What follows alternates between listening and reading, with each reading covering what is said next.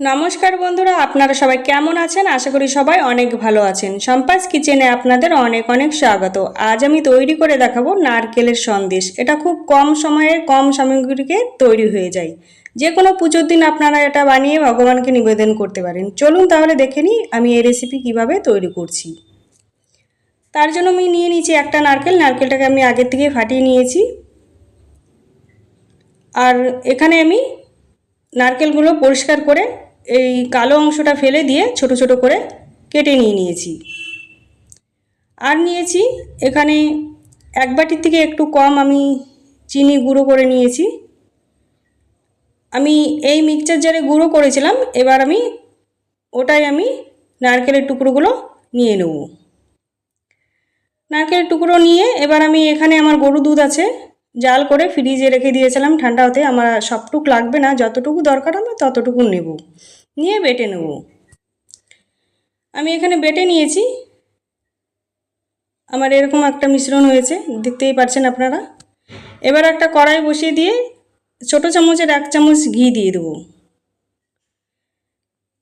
ঘিটা দিয়ে এবার কড়াইয়ের চারিধারে ঘিটা ছড়িয়ে দেবো এইভাবে করে খুন্তি সাইজে। এবার ঘিটা গরম হয়ে গেলে এবার বেটে রাখা নারকেলের মিশ্রণটা দিয়ে দেবো। নারকেলের মিশ্রণটা দেওয়া হয়ে গেলে এবার 2 থেকে 3 মিনিট ভালো করে একটু ভেজে নিতে হবে। সামনেই উল্টো রথ আসছে, আপনারা শ্রী জগন্নাথ মহাপ্রভুকে এটা নিবেদন করতে পারেন। আমি ভেজে নিয়েছি এখানে।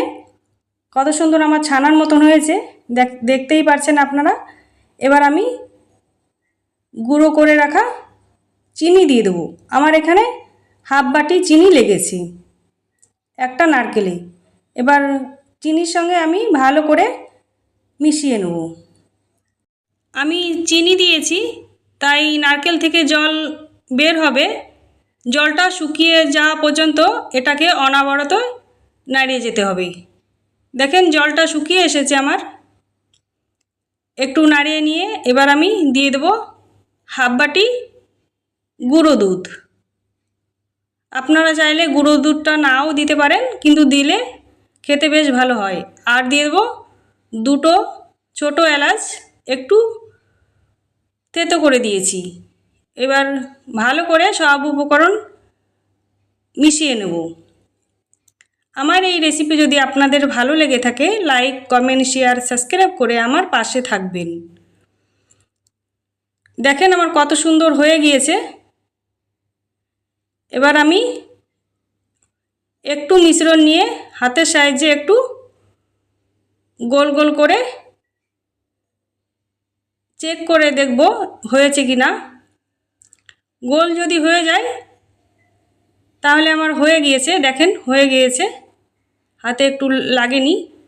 এবার আমি গ্যাসের ফ্লেমটা বন্ধ করে দেবো।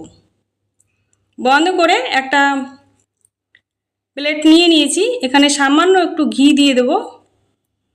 ঘি দিয়ে ভালো করে একটু লাগিয়ে নেব। আপনারা চাইলে মিষ্টির দোকানে যে ঠোঙাটা হয় সেটা দিয়েও নিতে পারেন। এবার এই মিশ্রণটা এখানে প্লেটে দিয়ে দেবো। প্লেটে দিয়ে এবার আমি হাতের সাহায্যে একটু চেপে চেপে 4 কোণা শেপ করে নেব। আপনারা চাইলে আপনাদের মনের মতন করে শেপ করে নিতে পারেন। হয়ে গিয়েছে, এবার ফ্রিজে রেখে দেবো আমি আধা ঘন্টার জন্য। আধা ঘন্টা পর ফিরে এলাম। এখন আমি কেটে দেখিয়ে দিচ্ছি আপনাদের। দেখুন কত সুন্দর ইজিলি কেটে যাচ্ছে। আপনারা চাইলে আপনাদের পছন্দ অনুসারে কাটতে পারেন। আমি চৌকো করে কেটে নিচ্ছি। আমি কেটে নিয়েছি। এবার আমি উপর দিয়ে দিয়ে দেবো একটা করে কিশমিশ, একটু দেখতে সুন্দর লাগবে তার জন্য। দেখেন আমার নারকেলের সন্দেশটা রেডি। কত সুন্দর হয়েছে, খেতেও দারুণ হয়েছিল। আজকে তাহলে এই পর্যন্ত। সবাই ভালো থাকবেন, সুস্থ থাকবেন।